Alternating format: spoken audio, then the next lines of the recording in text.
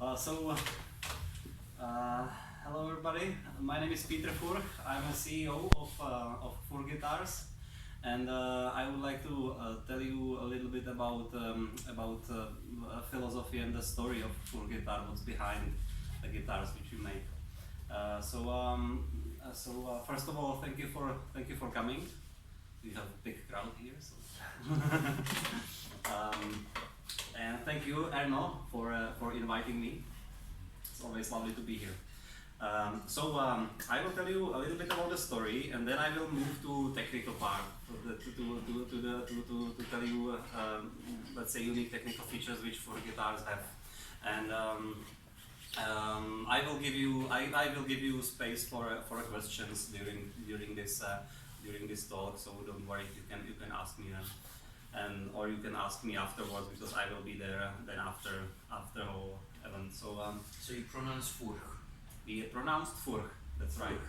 And in Czech is right. Furch. And in the English territories you pronounce Furch. I've heard Furch. I've heard in Germany Furch, in Japan Furchi, and maybe some other options out there.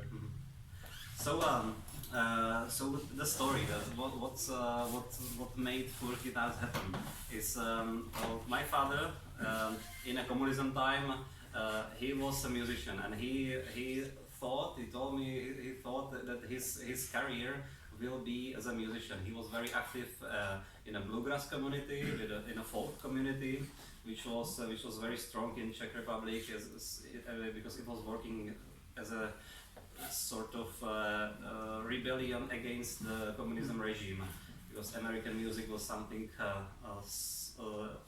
a bit on the edge of legalness. You know it from here as well. So he was part of this. He was the part of this community, and the trouble, as you guys know as well, and at these times were to have a good quality instrument. It's very difficult to get good quality instrument in these times. So he said, okay, I can try to build some instrument for myself. He was a banjo player, so he wanted to first do a banjo. So he take how is it called, a snare drum, and then he made a neck to this drum, and he had a banjo of it. So while he was doing this, he had to deal with different kind of problems, like the tension. So he had to figure out how to fit the truss rod, how to make the neck stable enough to hold the tension of the strings. He had to figure out how to do the fretting, so the scale and so on. He had to figure out how to where to get the machine heads and these kind of things, how to put it all together. But he succeeded, so he made a banjo for himself, and then he said, okay, so now I know how to make the neck. So let's try to, I already figured out that, so let's try to make the body of the guitar. So he said, first guitar he made actually was a round back, like ovation style guitar, which is easier than the whole like the wooden body. So he made the form, the mold, then he made the fiberglass body, and then the top of the guitar, which he actually made the material for the top. He back then got from he basically tear apart or cut apart board from old piano. So that's how he got soundboard, because it's not so easy available to get just a soundboard for a guitar as it is now. So that was the first guitar, and we're talking about year 1881, where it was like a first guitar which was with Furch label on the headstock. So these times he was working in illegality. It was not possible to have your own business, but since he was in a musician community, the bluegrass and folk community, when he showed the guitar to his friends and colleague musicians, they said, okay, can you build one for me as well, and one for me. So he started to collect the orders, And after revolution, a lot of guys started to do maybe open some music shops in some parts of Czech Republic and so on. So basically, it started to go this way that a lot of people were stayed involved. A lot of his previous customers stayed involved in a music business and actually started to develop music business and as a music shops and so on. So he was supplying them, and after revolution, of course, it was possible to go abroad. You could go to Germany. You know that there was a Frankfurt show, which was a big thing, worldwide, biggest show. So he went there, find the first distributors, and basically growing from that time. Nowadays we the size of the company is that we have 65 employees. We produce something between 7,000 to 8,000 instruments per year. But nowadays, if you look at our production, it's actually a very nice combination of handwork and really cutting-edge technologies which we are using for production.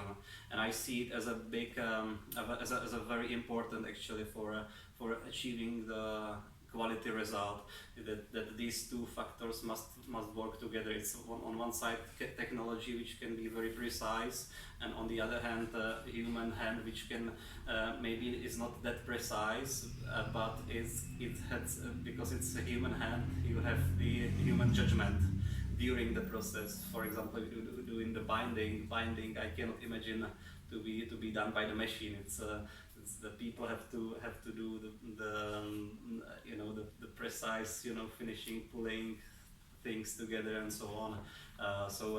So this is how this kind of like a balance between technology and the handwork is what's behind of the quality of Furch guitars nowadays.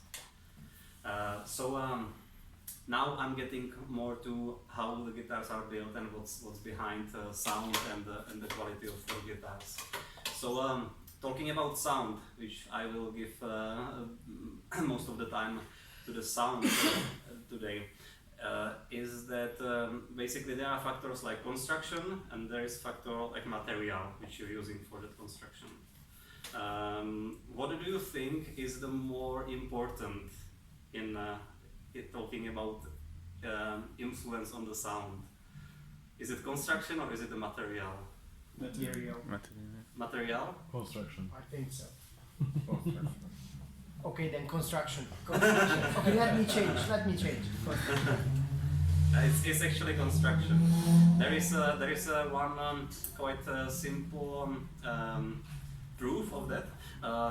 Because if you look around, what Erno has here, he has a lot of like a premium guitars around, and basically with most of these guys we have same suppliers. The material is coming from the same source, from the same area, and so if but still the instruments sound very different. That makes sense. And you can see there is a consistency in the sound. If you take our guitars, if you take Furch guitars, there is a consistency in the sound, so it doesn't change too much. And then you pick another brand and you see different kind of sound, different sign of consistency.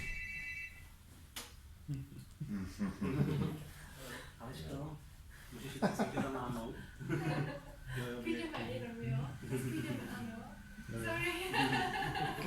Běž prosím tě za mámou, jo?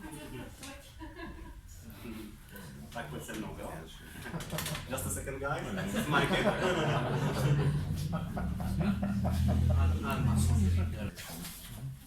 Okay.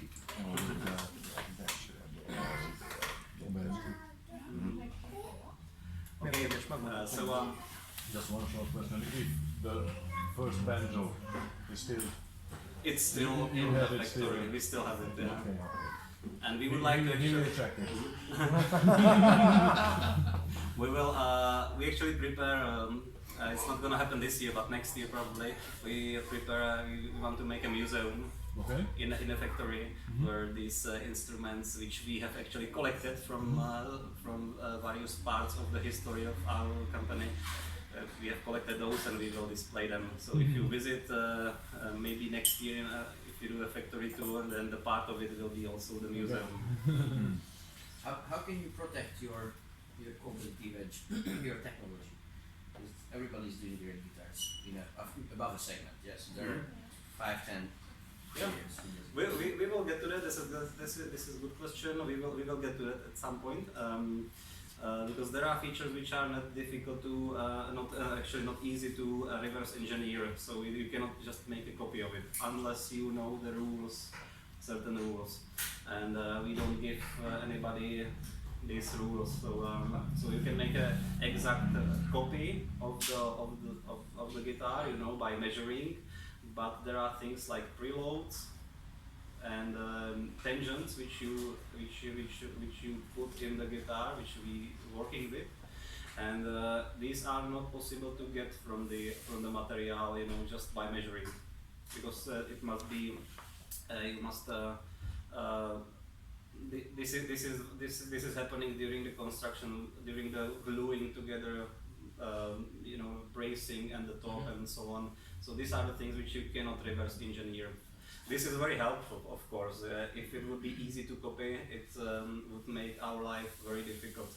Sorry, it's more a low question, but can it be patented, the technologies you have? Some yes, some we have, some not. It depends case to case. It depends on the patent law, because if there is a conflict with something which is already patented, or if it is too general to be patented, then you cannot do it. But some things can, and if there is something which is important for us, so we patent it. Yeah. So we were talking about material versus construction importance. So it's construction, because the materials coming from the same sources can be actually same quality level and so on, but the result on the guitar is then different for our brand, different for different brand, and so this is kind of like a proof that the material is not so important if you want to achieve certain sound qualities. But the construction is. I actually usually say it's 80% is doing the construction, 20% is doing the material. But we will get to what material does later. So the construction. If we're talking about the construction, then most important part of the guitar is the top and the bracing, the most important. So the side what I brought to show to you. So this is the top and the internal bracing. So the bracing itself, we are using the X bracing, which is very common for guitars, but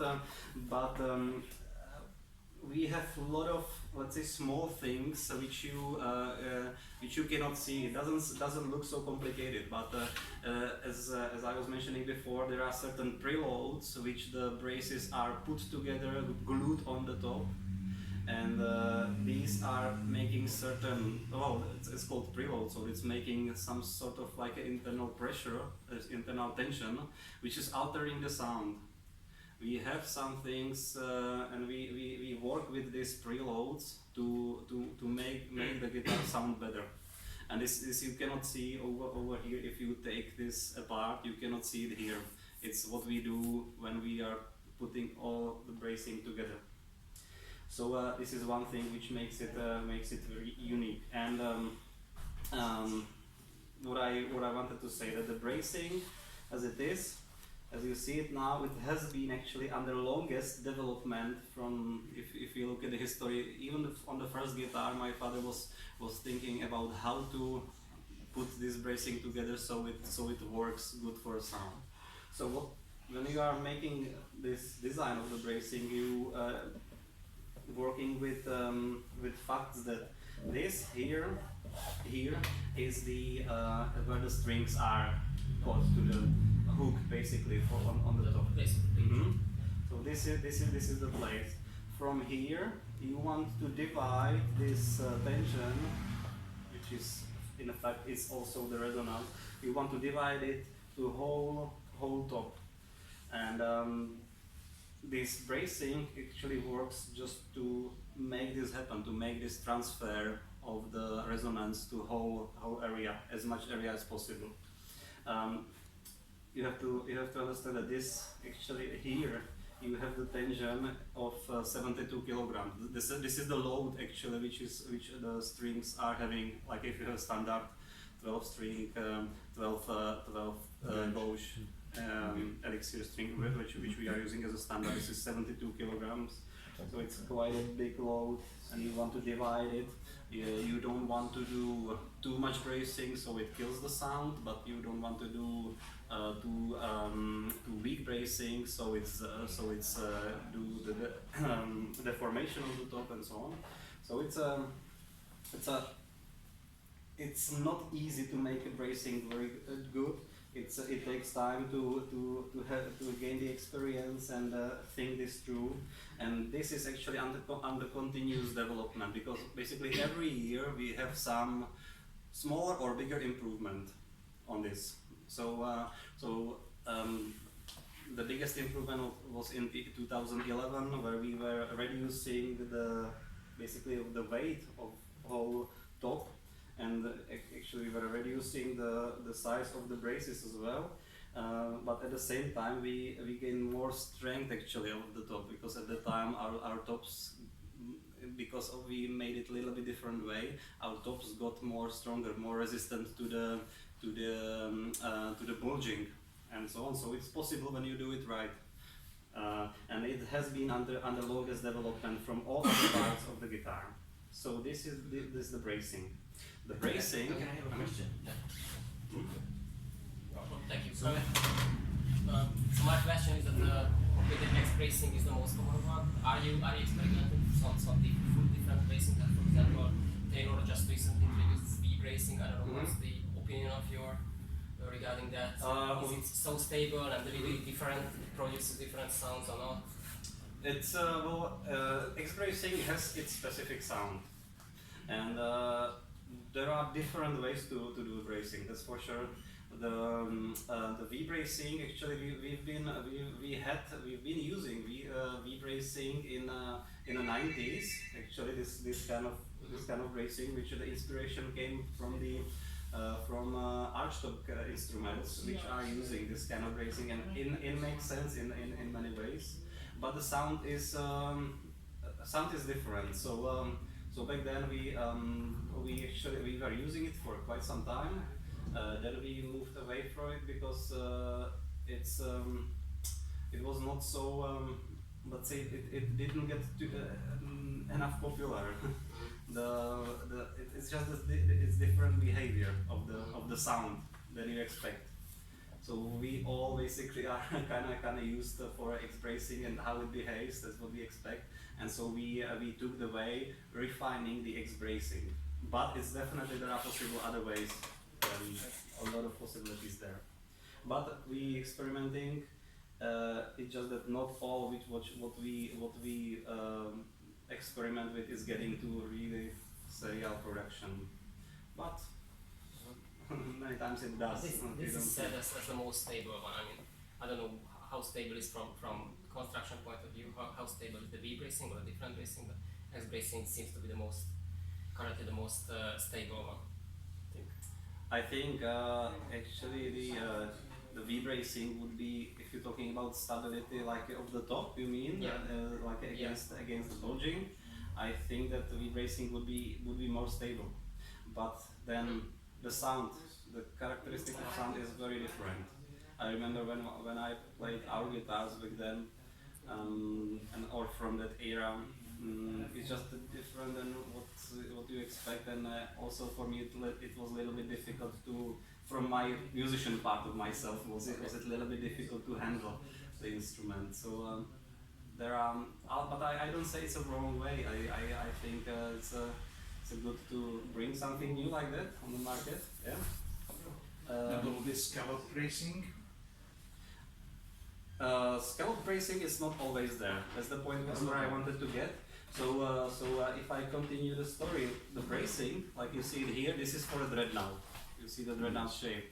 Every body shape of our guitars has its own bracing pattern. So we will see the different one for a G body shape, you see different different one for O M body shape and so on.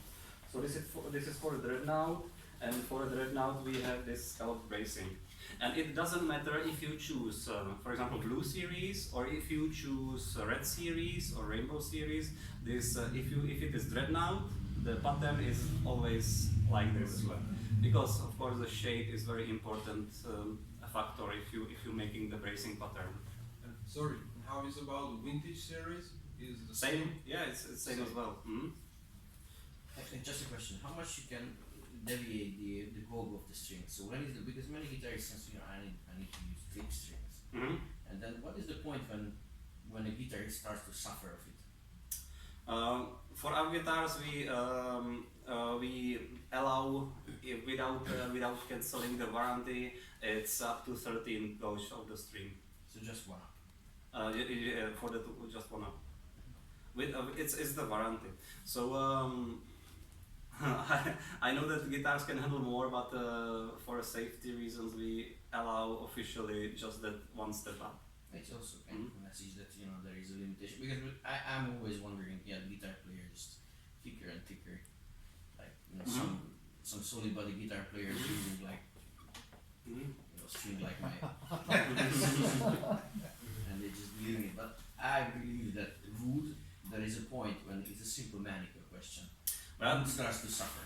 yeah, well, it depends how the top is constructed. If you want to make a guitar which would be for a big attention, we of course have to do adjustments. Because it actually, I'm not quite sure exactly about the number, but I think when we were putting like a 13 strings on, you can get, you don't have the 72 kilograms, but you have now 78 kilograms, if I remember correctly. So it's quite a big step up, yeah. And that goes on like this. And then if you do the different tuning, if you do tighter tuning, then it's getting, again, you move almost like a 10% or 15% higher tension, and that could be very troublesome for the top. But on the other hand, top is one thing, neck is other thing. So if I get later to CNR system, which the way how the special construction we have for the neck to hold the tension and so on and be stable in the tension, it's helping in that area. But the top, we officially allow like a 13, so one step up from the strings. So for every body shape, you have its own bracing pattern. Then very important feature of our guitars is the tuning of the top. Tuning is a process which is done for every single guitar, and it's is a process which is done on just the top, not the bracing, but the top board. Because if you imagine how the top board works in a guitar, it's like a membrane of the speaker. So by its vibration, it's creating the sound basically. So you need you need this physical properties of this top to be as predictable. You have to have it under control as much as possible as a manufacturer. And every top, every wood is slightly different. So it doesn't matter if it is like if you say Sitka AAA quality. And but every board of this AAA quality Sitka, even if it is from the same tree, will have slightly different physical properties. So at the end, it would sound slightly different, or more different. It depends. It can be actually big difference, even if it is from the same quality.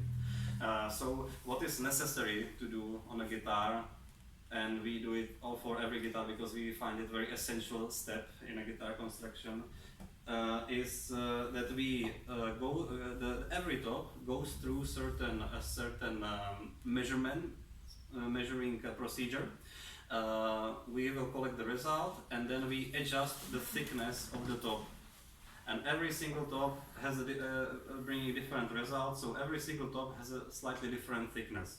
If you look at the guitars here, you will find and start to measure them. You will see that every time is a little bit different. It's not inconsistent in quality. it's actually designed to be this way because we need certain physical properties to be in line what we want, and so we cannot do just say blue series top will be 2.8 millimeters. We cannot do it like this because the result would be very different. Sound result, I mean. What is the key parameter? Is it weight? No, I don't tell you which parameter is key. Then tell I'm some sorry. then tell some parameters which are relevant. There are some parameters which are important, which we are measuring, and but the result is that we have a top which is always a different thickness, and also not all areas of the top are the same thickness. It's there are some areas which we just take away more material, and so if you start to measure here the top on the different areas, you see that as it's a different to each other. It's not like a flat top. So this is very essential. So this is happening also for a violet series guitars, for guitars which are well for this is kind of philosophy which it just must be there. If you want to have the full quality sound which you like about our guitars, then we decided to put it for every guitar, not to make a cheaper line, for example, that which we would not do this procedure. We don't do that. This is essential core of Furch philosophy. So we do it on all guitars. So that's very important, and I think it's quite unique approach to guitar construction. Did you check the others? The most important manufacturer of high quality acoustic guitars? Or this is an own decision, and you specify yourself that we are willing to do that, costs a lot of money, generate extra costs, but the end result is probably a very special, identical Furch manufacturer. Well, of course we are watching what other guys are doing. Of course we do, because we have to know this is our job as well to be, because the environment is competitive. So if you want to compete, you need to know what's happening. But I don't want to talk too much about our competitors here. Okay. So, but we watch what's We happening. have to accept it. No, we no accept it. It depends. What is the question? We know what other manufacturers are doing. If they are, we share some information with some of our competitors. Also, a lot of competitors share information with us. I think this is great actually in the guitar business. That it's not so tough. It's competitive, but it's not so tough as, I don't know, maybe electronics and so on. It's a very nice business to be in. So we can talk to each other very openly actually. So the top, the most important construction part of the guitar, which is influencing the sound. Second most important construction feature of the guitar, which I always described as the second most important actually, talking about sound, is the finish. Finish has big influence on the sound. If you do it wrong, you can actually kill otherwise very good guitar if you do wrong finish. If you do it in the wrong way. So for quite some time we've been working on our own finish, and we succeeded this process. We finished this process and succeeded with it. It's about 2 years ago. We have developed our own material. We have developed our own finish. It's actually UV finish, which maybe you've heard about UV finishes in general. It's very interesting material because it's very hard. It's different kind of polymerization than all the solvent lacquers have. It's very hard. If it is very hard, it's actually very good for resonance, especially in high frequencies. But it's also, by its being that hard, it allows us to make finish thinner and still achieve the high gloss, like this full pore, nice glossy finish. So we've been working working on it for a long time. Actually, in the final phase, I spent about like 9 months in a spraying room in my after hours, basically mixing different additives to the finish which we decided to use. I was working in one laboratory in Germany. We found a lacquer maker who was willing actually to work with us to provide us their laboratory time and the people, so we could make things work, because the problem with finish for acoustic instruments is that for a wood industry, 99% of the finishes is done for furniture makers, for a furniture, and it has completely different or quite a different needs than we need. Nobody cares about the resonance in the furniture industry, so the table doesn't have to resonate, you know, but guitar has to resonate, and there is just nobody you can just go to and say, you know, give me the best acoustically effective lacquer as possible. It's not like that. So we were trying to find somebody who will be able to do it for us, and who would be willing to work with us actually actively to get to that final formula of the lacquer. We found somebody. It's a company in Germany which we've been working on and working with, and we finished the whole project. And since beginning of last year, since beginning of 2017, we started to use this lacquer on our guitars. And I can tell you that the difference was really big, because sound-wise, actually, we get bigger volume when we had just the samples, you know, old lacquer versus new lacquer guitar with the same construction and so on. These were you could immediately hear the difference, especially in the volume actually, and the volume stepped up out of it. But it also guitar feels more balanced, more responsive, and was just the finish. So that's why I always say that it's very important, not the most important, but very important construction part or feature of the guitar, which has an influence on the sound. This kind of finish now you can find on again almost actually all of our guitars, because when you see the high gloss finish, it's there. When you see the vintage hand brushed finish, which is on our vintage guitars, it's there. It's the same kind of finish. We just do the final part a little bit different, but it's the same kind of resonance enhancing finish. If you see the full pour satin finish, which is on green series, it's also there. Underneath is the UV lacquer, and only slightly different is the open pore finish, which is on the blue series here, for example. This is the open pore finish. It's much more thinner. It's more easier lacquer, where you can still feel the pores on the side. You can feel the pores. So that's a very small amount of lacquer on there. But on the top, we still putting the resonance enhancing finish which we have developed. So it's on the top. It's still there. Just a thinner amount of it. How these are changing with time? Sorry. How these are changing with time? UV? You mean? The whole structure of the lacquer.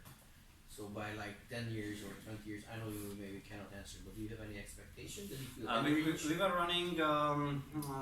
We were running the test, which is basically doing is basically aging of the lacquer. So it means that you put it in the low humidity and low temperatures, then the high humidity and higher temperatures, and you are changing the cycles. So this is sort of like an aging, where you can see what is happening. Good thing about this new finish is that it doesn't change the color in the long term. It stays clear and stays actually as in a pretty much same shape as you sprayed, because it doesn't have any solvents which are coming out. This is a very cool thing as well for me, because when when you do the solvent lacquers, it's actually drying out the solvents for a long time. You know, it can be months actually and longer. Still, some material is coming out, so it's sort of sinking in the wood.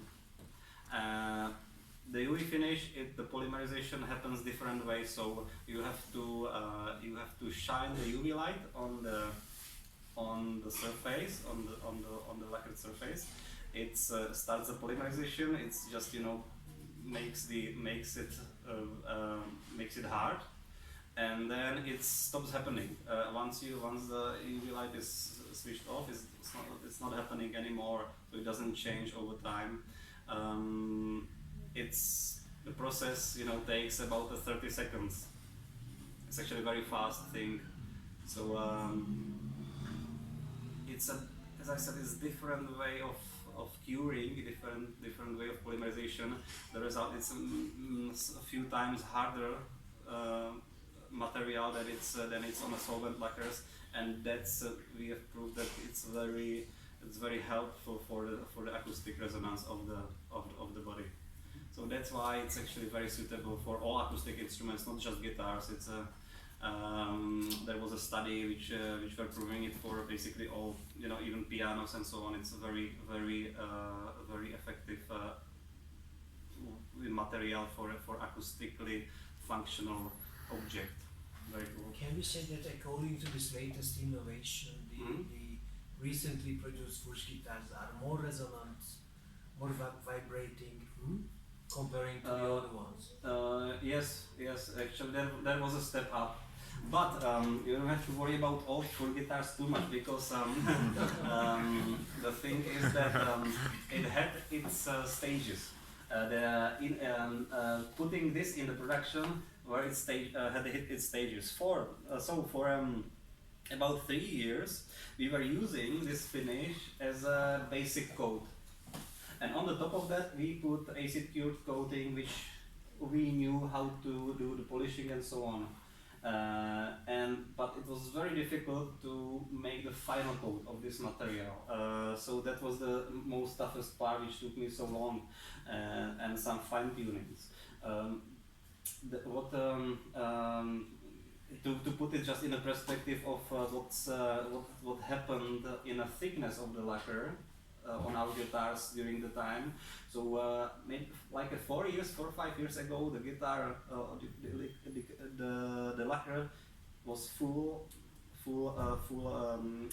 thickness was acid cured lacquer, and it was like a 320 microns average thickness. Then we moved to the stage 2 when we were doing the basic coat with a UV finish, and then on the top of it we put this acid cured lacquer, but not so big, not so thick layer. We achieved like a 250 microns average, so we had 70 microns less. And now with this new UV finish, which is already like developed to be very precise, it's about 170, 180 microns. So this is the thickness of the finish right now on our guitars. So that. Okay, if you are speaking about this kind of chemicals like finish and lacquers, so what is the situation in terms of glue? Because some of the producers are using, I don't know, hide glue, protein glues, and this kind of stuff. Does it have a strong meaning or importance? And what we use basically two kinds of glue. Basically, we're trying to use where we can. We try to use again as hard glue as possible. But hard glues have usually this advantage that they are very fragile. So if you have a joint which you need this to be flexible, it's very dangerous to use very hard glue. So it's so basically we are using two kind of glues. We are using tight bond, and we are using super glue. Super glue is great because it's very hard, but it's also very fragile. That one is more flexible. So cyanoacrylate. Yes, cyanoacrylate. Yeah, super glue. Cyanoacrylate is great thing if you know where to put it, right? So it's very hard. It's the resonance quality is actually good, but you cannot use it everywhere. Sometimes because of the yeah. Yes, sometimes because of of course the fast gluing time or fast hardening time, but sometimes because it's just not good for the joint, because it would over time it would get separated because it's fragile and the joint has to be flexible. That's but the glue actually is not according to our findings, it's not so important actually in influencing of the sound. Excuse me. So yeah. Just to remember, if for somebody want a comparison on the on the upper land from the left, the third guitar is about 4 years old, so it has the old lacquer. And the fifth guitar, and it has the same material, same body shape with the new lacquer. So maybe somebody wants to try. It's We can do the test definitely. because the third one is an old guitar.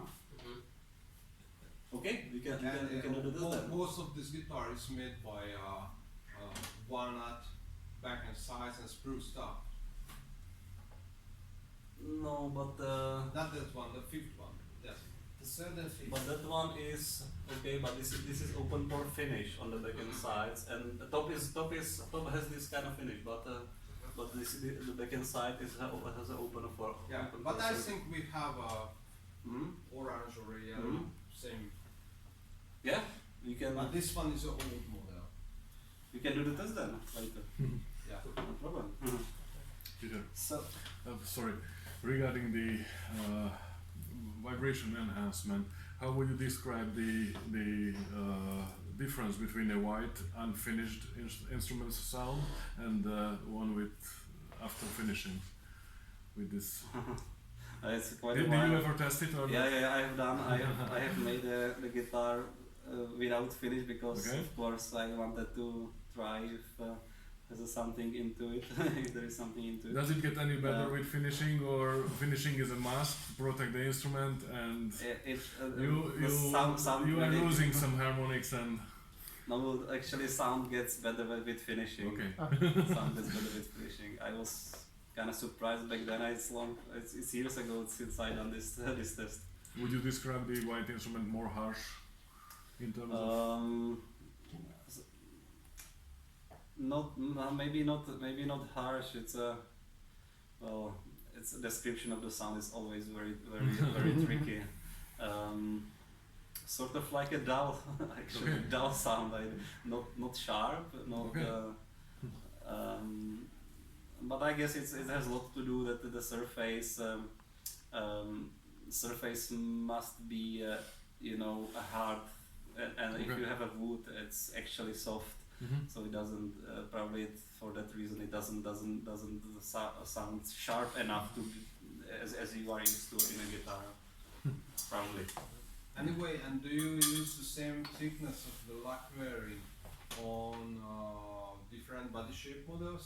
Or Yes, this is the same. This is the Mhm. same. So it's not depends on body shape. No, the thickness of the lacquer stays the same. It's very difficult to readjust it. Once you do the fine tuning of everything, it's difficult to adjust the thickness to different ones. So we are using the same. But basically the goal is to have as less as possible, but to be able to do glossy finish. If you are talking about high gloss guitars, so we have to be able to fill the pores.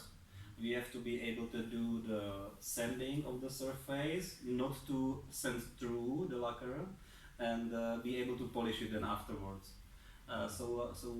This basically this 180 microns was the least we could do. We probably in the future we will be able to do even thinner, but like in a serial production, because by hand we can do a little bit less. But serial production is always troublesome if you want Yes, to. my personal full guitar has 100. Yes, but it was the handmade. It was handmade. It was handmade and this is possible, but it takes long time because guys have to focus on it very much. And but my goal is to make it available also like in a serial production. So the tuning of every aspect, you know, is it's more difficult. But I guess in some time you're gonna. So we can say is the most important point, 2 points about the lac wearing, the hardness of the material and the thickness of the lac wearing because the weight of the lac. Yeah. So this is the 2 points. Yes. Get less the weight and make harder. It's also that the lacquer actually is behaving on the wood. It's a different material than the wood, and it behaves different way. So you don't want the wood to be disturbed too much by the thick and sort of rigid material on the top. So that's why you want to have less. So yeah. But that's these 2 points are actually very precise, as you said. That's cool. So okay, moving forward, I was explaining about the bracing and explaining about the finish and about the top itself. Another construction feature which doesn't have too much to do with sound, but has a lot to do with the long-term playability, is our CNR system. CNR system is the way we do truss rod or reinforcement of the neck. So the CNR stands for composite neck reinforcement. And this system is it's again our unique is something we have developed because we have seen what's happening with the guitar long term. We know that the tension is very high, and then the 72 kilograms, and then on the body it's creating this leverage, which is you can imagine it's a very big leverage here, because these 72 kilos will multiply and so on. But I start from the beginning. You know how the truss rod looks like in a guitar, right? If you have a two-way truss rod, you can see the two-way truss rod actually on the end of this. This is the end of two-way truss rod. So two-way truss rod is basically the basic base plate. Then the screws with the opposite thread. So when you are turning, it's making the bend this way or that way, convex or concave direction, and that's how you adjust the neck relief. Neck relief, as you know, must be on the guitar because you want to have the a little bit bowing. So if you play the string, it makes again this sort of like a bow style shape, and you want the strings not to touch the frets. So that's why there is a small relief on the neck. To adjust it, you are using, or many manufacturers, including us actually, for a long time we were using the two-way truss rod, which you by turning you making this neck relief adjusted. And the problem which we saw there is that if you use this two-way truss rod, you turning it and you applying its tension only and at the end, at the beginning. So these are the points where it applies its pressure. But what happens in between those 2 points depends then on the wood, mainly on the material of the neck and material of the fingerboard. So if the material wants to do some bumps, it will do some bumps. If it wants to do some twisting, it will do some twisting, because there is nothing protecting it against doing it. Or so is the 20% you're talking about? Sorry? Is the 20% you're talking about the material? Yeah, this is not a sound. We are not talking about sound. We are talking now about playability. So, but we are still in construction part. So this is happening here, that the material is doing whatever he wants, and but we and you as a musicians, you want to have a control over what's happening on the fingerboard, right? You want to have it smooth bend as you set it up for. How we solve this issue? Because of course it's a very wooden material is very unpredictable. So we installed this two-way truss rod. We put it in the carbon tube. So when you imagine there is a carbon tube, and we put in the two-way truss rod, and when we are turning, it's applying its pressure or its tension to the carbon tube, and then the carbon tube is already making the very smooth bend. So when we put this carbon tube, you can see the carbon tube is here, the black part. So when we put and completely glue this carbon tube inside of the neck, it's basically making the neck move the way the carbon tube wants. So that's making the smooth bending. And the third part actually is this cast element. So this is for holding the angle of the heel. You see that I was talking about the leverage actually, which is happening here. If you have just wood holding this leverage, this tension, you cannot really secure it easily because you either need a big block of heel here or a big block inside of the body to hold the tension inside. We didn't want to have big heel, of course, because then it's inconvenient for a musician. But we didn't want to have the big block inside either, because it's taking the potential of the resonance from the body. Because once you fix it, this area of the body inside, once you fix it here, it's just that area. We didn't want it to be that area here. So we have just this small block, and the tension actually is held by this metal part, which is strong enough to do this. And a very nice thing is that it's very compact, it's very small, it's incorporated in the heel, and we were able to make a heel a little bit smaller together with this element. So that was kind of sweet deal actually. This was a really cool thing to do. So this is how it looks inside of the neck. So what you get from it as a musician? The great feature is that once you do the setup, it will stay there for much longer than if you do it on the standard, like a fully wooden neck, because wood is always moving. Once you do it here, it stays there for longer. Then also the neck relief is smoother. It's also very important. And actually, those two things are, well, I think quite enough to make this happen. This is it.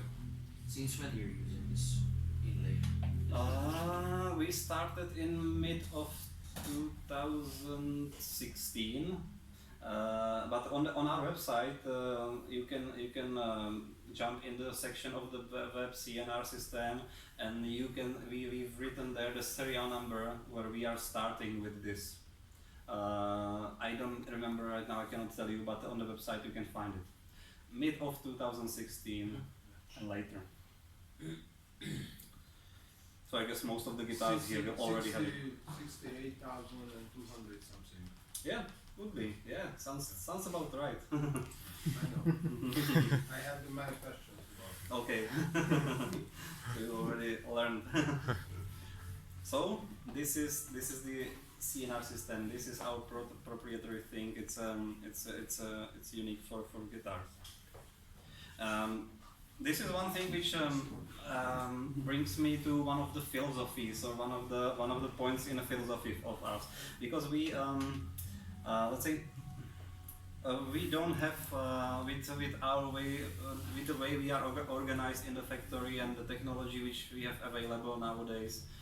we don't have so much trouble making in a quality perfect guitar in the factory. But what's interesting for me and my team is what happens in half a year time when you have the guitar at home or doing the shows with it and so on. What happens in 1 year time or 3 years time? That's what's interesting for us. That's what we are looking into because in production everything is quite easy to control. But what happens after? When musicians using it, you know, in the winter time, summertime, and gigs with rainstorm out there, you have to play the gig, and guitar must be stable, must work, must do the job for you, and you rely on it. So that's what's important for us. This is the step towards this. The motivation behind this is this kind of philosophy. What we want to make. The living with our guitar easier for people. So there are a lot of actually small features on our guitars that in this direction. If you, for example, maybe can show you on some of these guitars. Yeah, this one. On our guitars, this is Blue Series. So it's. The fingerboard, it's ebony, doesn't have any binding.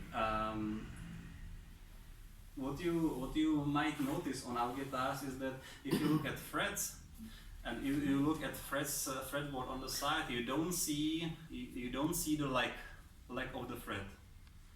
The reason is that we do actually undercut this leg before we press the fret inside. We undercut this leg and then fill the gap with a very soft sealing material, black sealing materials. The reason for it is that we are working with the reality that the wood and in the fingerboard is moving slightly. If you put the guitar in a low humidity, it will start to shrink a bit. And when it's shrinking, the frets have a tendency to come out, from the side. So if you have this leg coming out, you can feel it immediately. It's very difficult to repair it because if you're repairing it, you basically destroy the lacquer on the side. So you have to do the refinishing and so on. So the leg actually on our guitars never comes out. The cap, it can go out, but it's then already it's not so troublesome actually for not even for repairing, not even for a musician to work with it. To play it, but if the leg would come out, it's more troublesome. It's just cuts your fingers and it's annoying and difficult to repair. So this is also a small thing which we do also for a Violet series because it makes the life with Furch guitars easier for the musicians. It's very important. So yeah, that's. So that's roughly the construction. We have more features. To see more of these, I would invite you to visit our factory. Actually, you can write us. You can assign for a factory tour, and we can do a factory tour for you. It's absolutely no problem. So you could see more in how the guitars are built. But I was talking before about materials. So this is the 20% of the sound, as I described it. So materials, how do we work with materials is that we collecting from different parts of the world different grades of material. You know that we are using Sitka spruce and Ritzidia for the tops. We have different grades. We have A+, AA, AAA, and master grade classes. We are using Indian rosewood. So over here we are using black walnut for picking stars, also mahogany. So these we are. Can you explain which models using which grade of the materials? Or it's well, it's maybe it's easier to just go to the website and go to the wood section, and we have the tab there saying which grade is for which model, and it's actually written also in the technical specification of every model.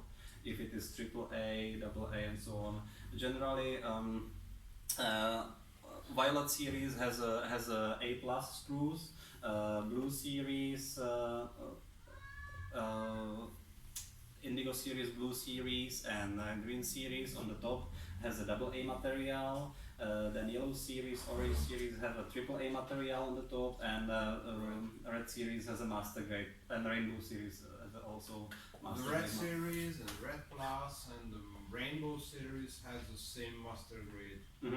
Yes. It's no difference. Yeah, it's not on the different. top grade material. But you can see, you can find this information on the website. It's in the specification of every model. So this is one thing. This is the grading of the material. Then what the material does for sounds, you know it. If you take the one guitar of the same construction but the different woods, you get sort of different colors, some different sound features, and this is what it's. Well, this is how you can modify the sound for a guitar. So if you say, yeah, I like Blue series, for example, so you have basically two options. You have cedar mahogany or Sitka and black walnut options, and you find what's best for you. Also combining it with a body shape, and that's how you can find the very high variety of the sounds in Furch guitars. So by combining these features, material, body shapes, and then the grades of the guitar, which basically represents the grades of the wood as well. So that's how it is roughly with the materials and related to the sound. It's very so I always don't like to spend too much time on explaining about which wood sounds which way, because there is no universal vocabulary for this. It's the toughest thing to communicate is the sound by words. This is troublesome. So, but that's why well, you have the great opportunity here at Erno's shop to try a lot of our guitars. Erno has really great stock, so you can compare really a lot of body shapes, a lot of materials, and also some different some special guitars, as Erno was explaining a bit before, like a 100 micron finish and so on. Is it common that stores use that many type of guitars? How many do you have now? Full or Yeah, Furch. about 90. 90. We have stores which have more, but it's not so many stores. Maybe 4 stores have more guitars, but it's not so usual. You have really great representation here. It's cool. Materials, construction, and okay, that's sort of it. That's sort of like what I prepared for you. How about storing? So, How about storing? Storing home the guitar. storing home and guitar. Yeah. Now we're going to the part where you can ask me questions and I will just answer. I mean, how do you control in a simple home the humidity? Yeah. temperature. So the humidity. What's the that's- do's and what's the don'ts? The thing with humidity is first thing is to know which humidity you have at home, because sometimes we see guitars which the customer comes with and they are basically they are bulged, and the customer says, well, I was humidifying, but it was in summertime, and in summertime you must not humidify, of course. Well, unless you live in I don't know, Norway or something. First thing, know what humidity you have at home. If you have 40 plus humidity at home, you don't have to do anything up to 60. 40 up to 65 to 70 is actually very safe for a guitar. If you have below that or above that, you have to dehumidify, which actually is not the case so much here in Central Europe. You don't have trouble with that, but in the winter time you here would have a trouble with low humidity. So in the winter time when it reaches down to 30, maybe 25, it happens in our area, you have to humidify. So get it at least up to 40. I know that there are quite a good tools to do it. There are tools which are actually maintaining roughly 50% humidity. I think Planet Wave's doing something like that, the jelly thing, which you put in a guitar and it can absorb the humidity and also exhale the humidity. That's a cool thing. But 40 to 70 is very safe for the guitar. To 70, yeah. Well, our guitars are going to the areas like Japan, Singapore, which they have like 85, 90, and still they are doing good. So, we try to, we already have the experience. Just because we were exporting for these countries for a long time, and at the beginning, 10 years ago, we recorded troubles, but we reacted on it and we just improved the construction and now the guitars are more stable. So and we are actually very successful in some of these countries. Like Japan is probably like a sixth or fifth best customer. We are doing great there.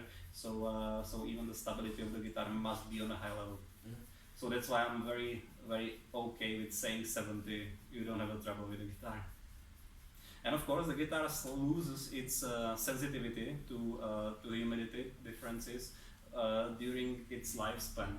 So the guitar gets older, it goes through more cycles, and every cycle is less change for the guitar, and then it's basically very stable. How long is the cycle? How life cycle of the guitar? No, I mean the cycle. It's like 3 years, 5 years. Oh, altogether. Well, cycle. By cycle I mean one cycle. One cycle is basically winter, summer, winter. That's one cycle. But every year, in 3 years' time, it gets better, and in 6 year times, it's almost no problems, and that's how it goes. But it depends also how you work with the guitar, which shocks actually guitar gets and so on. So it's difficult to predict. It depends if you have it, how you use it. If it's lying home in the case and you don't take it out, it doesn't get the cycle.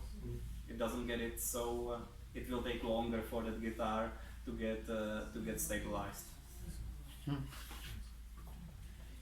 For storing the guitar long term, you do it with strings tensioned up or tensioned down? Well, we actually never really take the strings down. In some countries, like Japan, actually they do. It's very interesting, but they do even when they finish the gig, they detune the guitar. But I would not do that. I always recommend not to do that because it's very big shock for a guitar. Even for long term, I would keep it with the strings on. The guitar is designed for that. So it must hold this tension. They are eating raw fish. What would we expect? Sorry? I mean, Japanese are eating raw fish. What would we expect? And they drink continuously green tea. Which is ugly. So Peter, one question, yeah? Several years ago, you stepped out from manufacturing of jazz boxes. Mm-hmm. What was the intent behind it? Because I've heard several opinions that this was one of the best jazz guitars ever produced. Well, thank you for that. The thing is that we just wanted to more focus on acoustic guitars because I knew that there is a lot to do in acoustic guitars, as you see now, and these things like the CNR system, our proprietary finish, and the improvements we have done so far wouldn't happen probably till now if we would still doing this minor products. Like the thing is that the mandolins and the jazz guitars, they were maybe 5%, if I remember correctly, 5% of our production. To do that effectively, we would have to increase the production, and we would have to focus on making more tools for it and prepare a lot of things for them.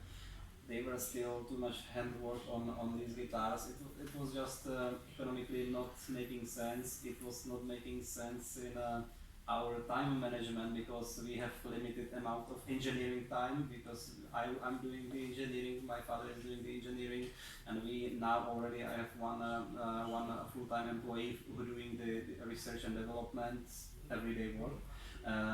But it's still the limited time, and we wanted to just do it on acoustic guitars, because I think there is much more things actually which can be done, which we can bring, and we just wanted to have the time for it. We didn't have time to work on mandolins, for example, or just guitars, unfortunately. My next business-like question is, what about the branding? In Great Britain, you use the Stonebridge brand. Is it still alive? Or No, it's not. It's cancelled. We were using it in UK, we were using it in America, but in 2017 actually in America we already stopped delivering. The beginning of 2017 we already stopped delivering some Stonebridge guitars. In UK we start a year earlier with Furch only. So of course this is the focus. We want to focus on Furch brand. And the production size. So what's your plan for your factory? Just getting larger and larger? Just because the perception of the quality with the size going up, production size can be jeopardized. The quality. So for kind of a handcrafted guitar like you are, so where is the sweet spot in size? I don't think there is kind of sweet spot, because the serial production can or bigger serial production can offer you some advantages, especially in technology. If you would be half size of what we are now, I wouldn't be able to put in place this UV finish, because it's tied with a lot of investment, even in production technology, because we have for this we have robotic polishing, we have robotic spraying, and technology itself needs kind of a lot of, the material itself is very expensive. So if it would be smaller, I would not be able to do it. So in one way you are thinking that growing bigger opens you some doors, even in development. I'm not talking about marketing and possibility to buy advertisings and so on. I'm talking about like an engineer. I see the possibilities which we could explore if we just have the bigger budget, which we would gain from company being bigger. The quality, it's always a it's always let's say it's one thing which I think it's very possible to do to keep and improve the quality over the years, even if you are growing. I just don't think that the growth must be too fast. If you would grow 50% annually, this is probably very dangerous. If we grow 10%, 5 to 10% annually, it's very safe, because you can plan for everything. You have a time to train people and so on. So find suitable employees. This is more or less the biggest question nowadays. Yes, it is question in Czech Republic as well. Big question, because Czech Republic has the lowest unemployment in the European Union now. It's troublesome, but it's not impossible to solve. Let's say it's about organization of the company. It's about how the working environment for your employees is, and how many employees do you have? 65. Because it's right. The specialized or just part of the production needs certain tasks to be learned. So how many of these 65 are really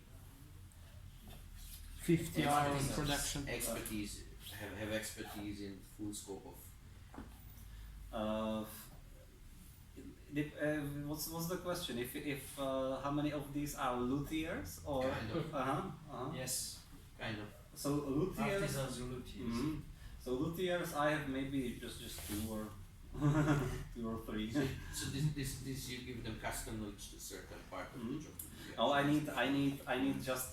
I need people who have who of course like to work with hands and have this good perception of details, because we are making quality guitars, so details are very important. So we are not talking about moving very fast through the production and doing very fast, but about noticing details. Have the precise sensitivity for making very tiny job and so on. So this is important, and basically there is no school which can train people for this. This must be natural. In-house training. Yeah. So well, if you have a application for a job in our company,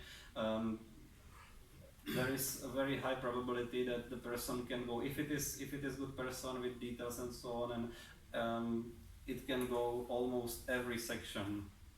Specialized workers are master sprayer, of course. It takes long time to learn. Servicing of the guitar takes long time because there is It's more the luthiers. yeah, that's the luthier, yeah. And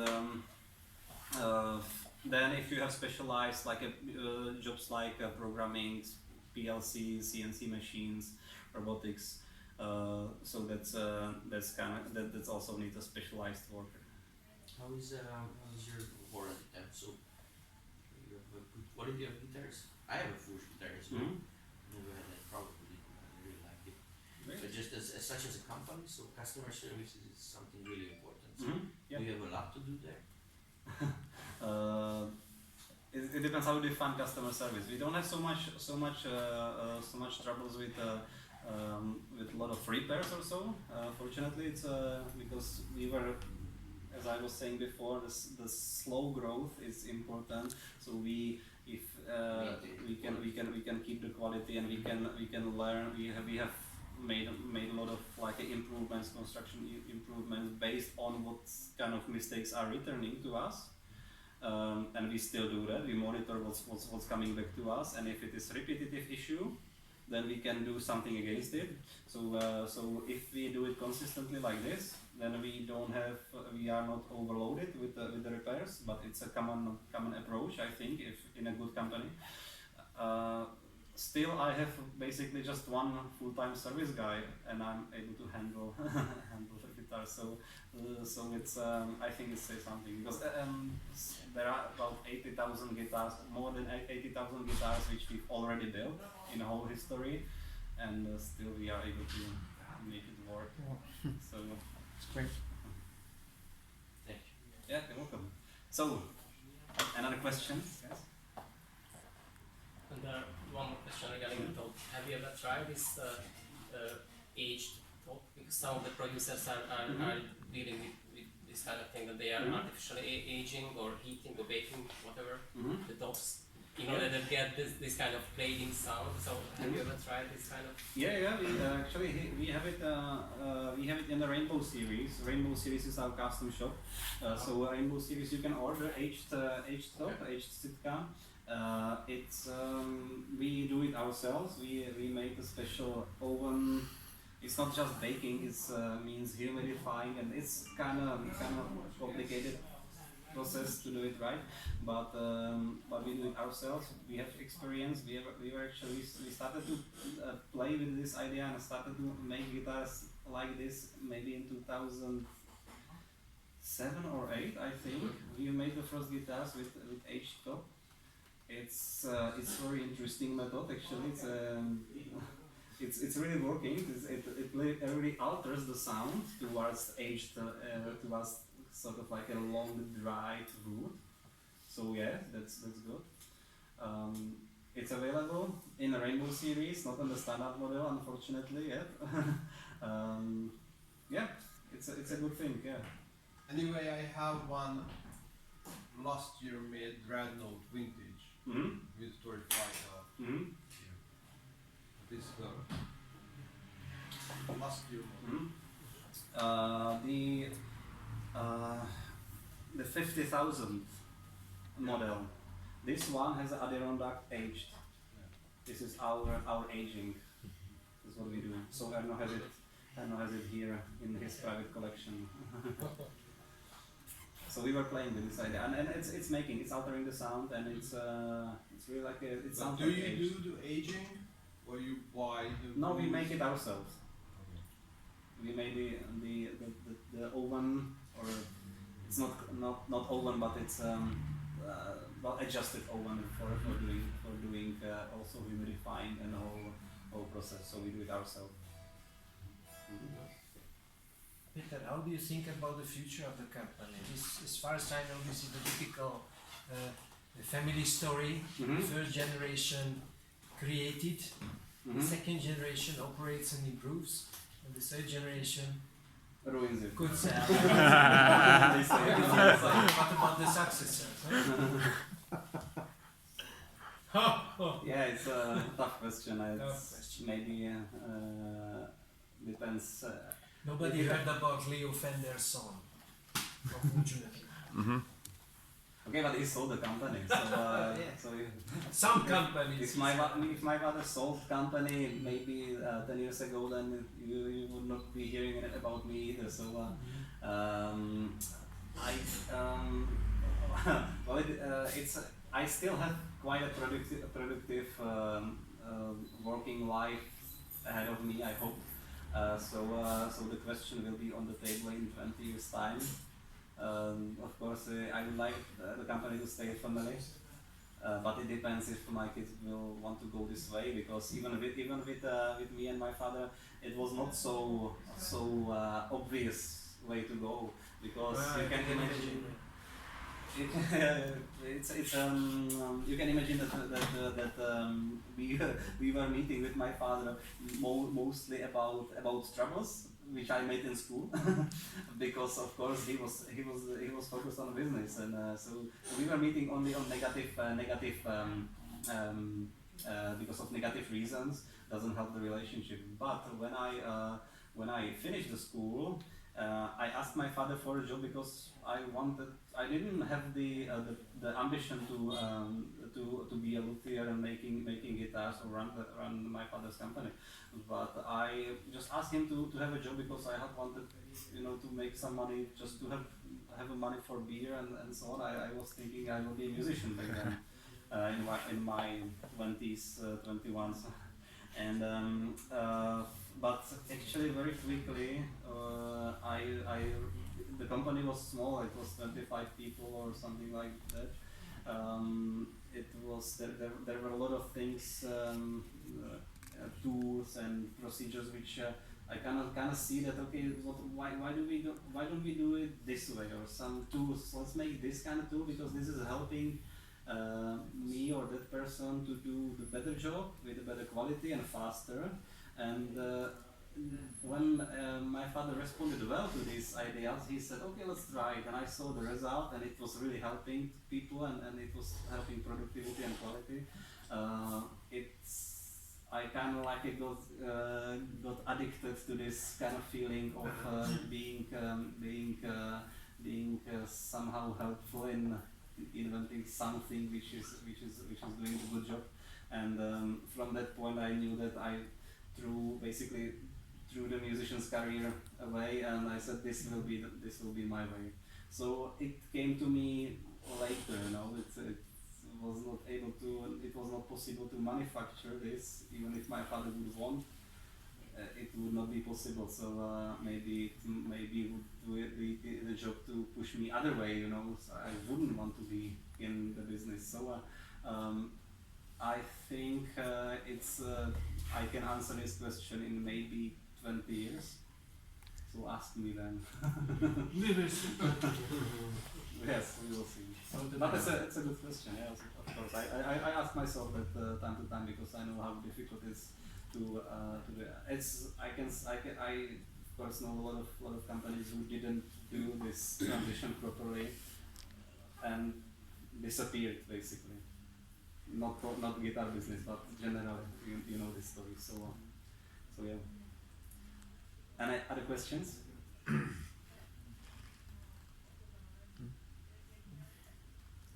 Okay, well, I will be here. I will be here downstairs. So if you want to ask me something, just ask. Thank you for listening.